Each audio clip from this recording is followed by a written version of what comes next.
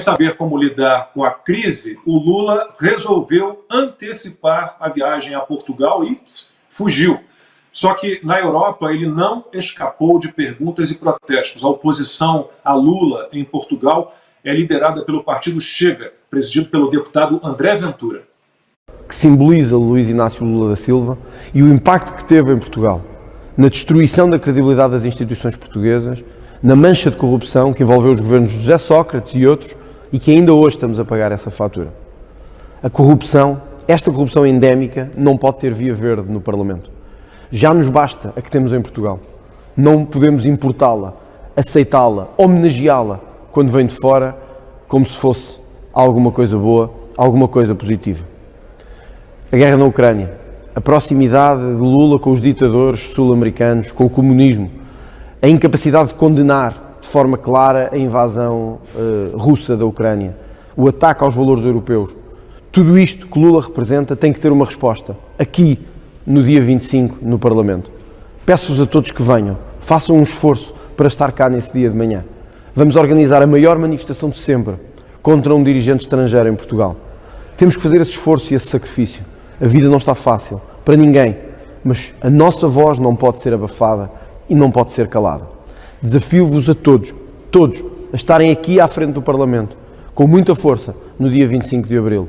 Eu estarei ali também, ao vosso lado, e juntos vamos gritar que corrupção não queremos mais em Portugal e não precisamos de a importar. Temos de fazer esta manifestação com força, com audácia e que seja ouvida no mundo inteiro. Temos que respeitar a lei e a ordem. Temos que dar o exemplo de que nos sabemos comportar, mesmo quando a nossa voz se ergue e quando queremos ser fortes e firmes na condenação. Respeitamos a lei, respeitamos o Estado de Direito e respeitamos as instituições. É isso que peço a todos. Venham do país inteiro, venham de todos os cantos desta Europa, juntem-se a nós nesta condenação à corrupção e cumpram a lei, cumpram as regras e salvaguardem as instituições. E a imprensa portuguesa perguntou a Lula sobre as bobagens que ele andou dizendo em relação à guerra na Ucrânia. E o petista fingiu que não estava entendendo o próprio idioma.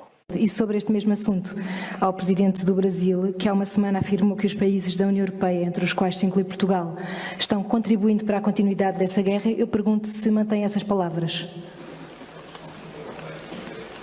Eu confesso que eu não... Não foi fácil de ouvir, tem que ser baixo. Há uma semana afirmou... Tá. Eu percebi, porque já a conheço há muito tempo.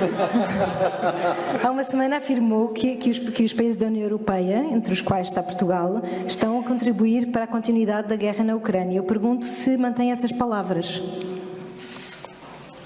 Eu sinceramente não consigo entender. Sim, são as suas palavras sobre a questão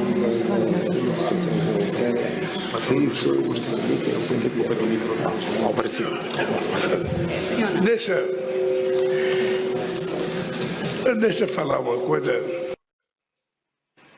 A Renata Barreto já está de volta.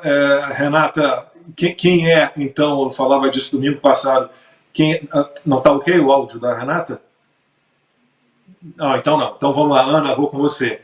Né? Quem é o pária internacional, na verdade? Né? A gente vai continuar fingindo que o mundo mantém o seu encanto pelo Lula? Um anão diplomático, né? Um anão diplomático. O Brasil saiu de um país respeitado, porque por mais que a esquerda quisesse encampar aí essa narrativa de isolamento, o Haddad esses dias falou, né? Saímos da posição de isolamento para uma posição mentira. O presidente Bolsonaro foi muito bem recebido aqui nos Estados Unidos. Eu estava presente e vi como ele foi muito bem recebido aqui na Cúpula das Américas. Não apenas bem recebido, mas ele só veio até a Cúpula das Américas porque o próprio presidente Joe Biden mandou senadores democratas ao Brasil para para convidarem pessoalmente o presidente Bolsonaro, sabendo da importância e de como o presidente Bolsonaro é diplomático e funciona num Estado, digamos, como um verdadeiro chefe de Estado, muito diferente do que a esquerda costuma falar. Foi até a Rússia antes da guerra, negociou os fertilizantes com o Putin, trouxe os fertilizantes para o Brasil conseguiu dar a volta por cima, enquanto o mundo saindo da pandemia estava tropeçando nos números econômicos, o Brasil conseguiu sair bem graças ao agronegócio, mandou fertilizantes para os Estados Unidos, para o Canadá. Então, essa balela de isolamento não passa de uma falácia. Agora, Lula desagrada americanos, a Europa como um todo, só fala bobagem, seja em relação à economia, seja em relação, né, mostramos semana passada, por que tem que ser o dólar, a moeda global? Né? Como se o mundo fosse colocar seus recursos financeiros na mão de um ditador, na mão de um partido comunista, de uma nação que tem um ditador e um partido comunista. Agora falou essa bobagem sobre a guerra na Ucrânia, atracou os navios iranianos nos Estados Unidos, navios iranianos, navios de guerra que estão sob sanções americanas. Ou seja, somos um anão diplomático agora nas mãos desse desgoverno. Renata, acho que seu áudio já está ok, né? Você consegue me ouvir? Consigo, vocês estão me ouvindo? Opa, voltamos. Então vamos lá.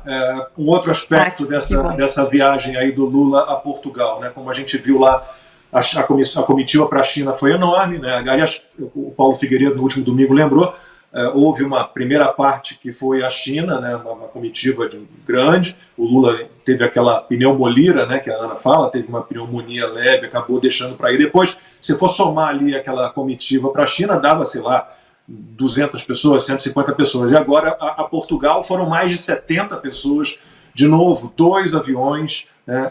Essa turma toda está hospedada num hotel caríssimo em Lisboa e assim, é inacreditável. E as contas do governo não fecham e eles gastam a rodo, Renata. E é assim, engraçado lá, porque o pessoal acha que quando eu critico a Janja comprar uma gravata da Hermenegildo Zenha para o Lula de R$ 1.300 aproximadamente, é porque eu não sou a favor de comprar coisas de luxo. Não tem nada a ver. Na realidade, o problema é que o discurso deles é um e a prática é outra. E sempre foi assim durante toda a história.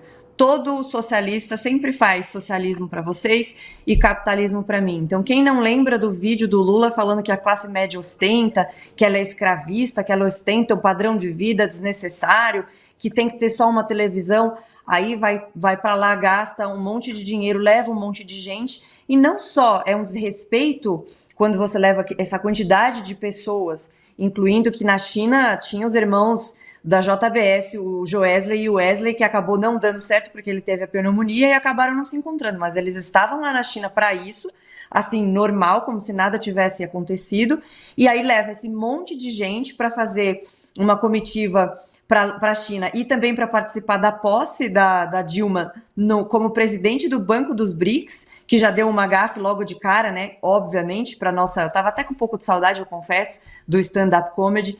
E o desrespeito com o dinheiro do pagador de imposto é muito grande nessas comitivas, mas também a hipocrisia do discurso é sempre a mesma. Então, nessa comitiva de tantas pessoas, tinha o Stedley, que estava nesse local dizendo normalmente, abertamente, para quem quisesse ouvir, que iria continuar as invasões, o que de fato aconteceu. Eles fizeram invasões na Embrapa e no INCRA para forçar a saída de um superintendente que tinha sido nomeado pelo Bolsonaro, que ainda está lá, e eles falam disso como se fosse a coisa mais normal do mundo. Estava lá na China sendo pago e financiado com dinheiro nosso.